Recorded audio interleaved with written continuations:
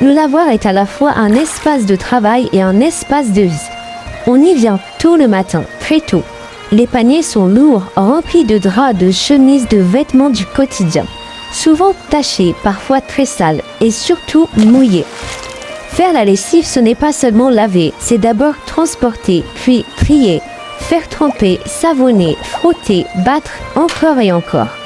Le linge est frotté sur des planches en bois ou en zinc. Les gestes sont répétitifs, précis, presque mécaniques. Mais le corps, lui, fatigue.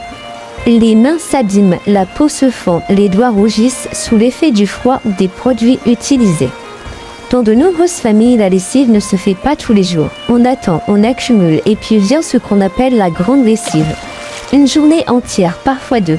On fait bouillir l'eau dans de grands chaudrons. On ajoute du savon, parfois de la cendre pour ses propriétés nettoyantes. Le linge est plongé dans de l'eau chaude, puis sorti, rincé, tordu, étendu. Chaque étape demande du temps, et surtout de la force. La lessive est une tâche profondément genrée. Ce sont les femmes qui s'en chargent. Mères, filles, grand-mères. Elles apprennent très jeunes les gestes, les techniques, les astuces. Au lavoir, les conversations vont bon train. On parle du village, des enfants, des nouvelles. Mais derrière ces échanges, il y a une réalité. La lessive est une charge mentale et physique constante. L'hiver, l'eau est glaciale, les doigts deviennent engourdis. Le linge gèle parfois avant même d'être sec. L'été, la chaleur rend le travail épuisant. Le soleil tape sur les pierres et pourtant il faut continuer parce que le linge sale ne disparaît jamais. Avant l'arrivée des machines, faire la lessive peut représenter plusieurs heures par semaine, parfois une journée entière. Ce temps pris sur le reste, le repos, les loisirs ou même d'autres tâches essentielles. La lessive n'est pas seulement une corvée, c'est une contrainte qui structure la vie quotidienne.